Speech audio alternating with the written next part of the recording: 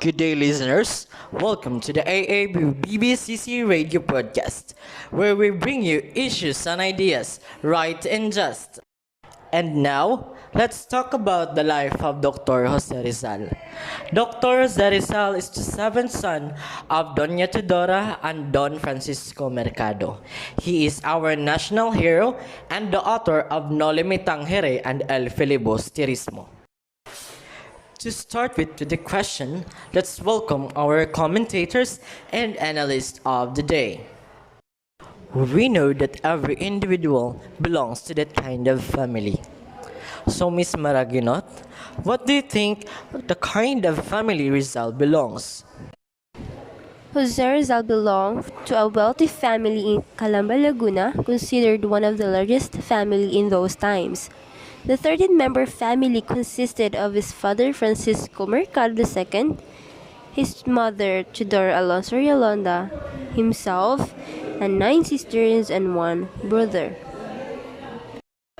Since there are 13 in the family and 2 of them are boys and surrounded by his 11 siblings who are girls, so what do you think the kind of attitude towards to his men, women, and children and others?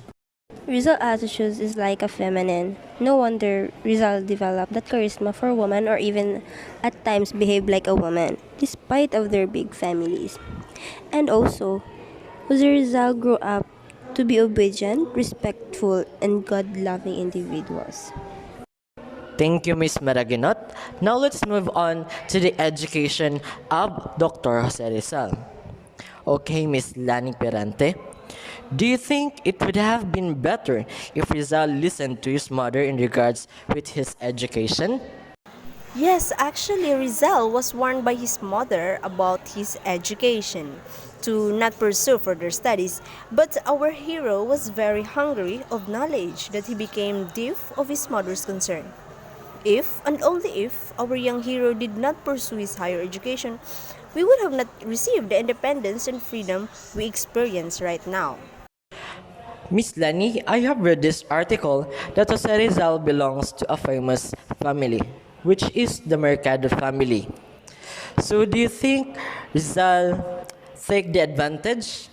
Actually, Rizal utilized his family's affluence properly through receiving instructions from Maestro Celestino and Maestro Lucas Padua, the private tutors hired by Rizal's father. And also, he received Latin lessons from his father's classmates. And also, he also had his uncles who guided him in different areas. He had his uncle Gregorio, who influenced our young hero to be a wide reader. He also had his trainings in sports through Uncle Manuel. While in developing his artistic ability, he has his uncle Jose. Thank you, Miss Lani. I have just read this article about Dr. Jose Rizal. Some people say he's an idealist, and some people say he's a realist. So for you, Miss Catherine, is it right to say that Rizal is a realist or an idealist? Yes, Rizal was a realist. In his novels, it was evident that he illustrated the current situation of the Philippines that time. In fact, Rizal's experiences aren't really idealism. Americans simply qualified it as his idealism, but in fact, products of his very own realities as saints from Noli Me Tangere and El Filibusterismo. So now I know that Dr. Jose Rizal is a realist, right? Because it is seen from his works, the No Limitang Here and the El Filibusterismo. Thank you, Miss Catherine. And now, Miss Jhea, how does Rizal show his love for his family and for his countrymen since he is our national hero? He showed his love for his family through his literary works. He also defended his country through pen. And Rizal wanted the captives free. That's why he fought until his last breath. He sacrificed everything just to save people in his country. And because of that, He showed to all Filipinos that he is a proud Filipino and he really loves our country. In addition to Rizal's love for the country, he stand against the abuse and injustice committed by the Spaniards. He argued against the claim of the Spaniards that Filipinos by nature are lazy. According to Rizal, Filipinos are industrious people but lost their appetite to work because of the maltreatment and usurpation of the Spaniards.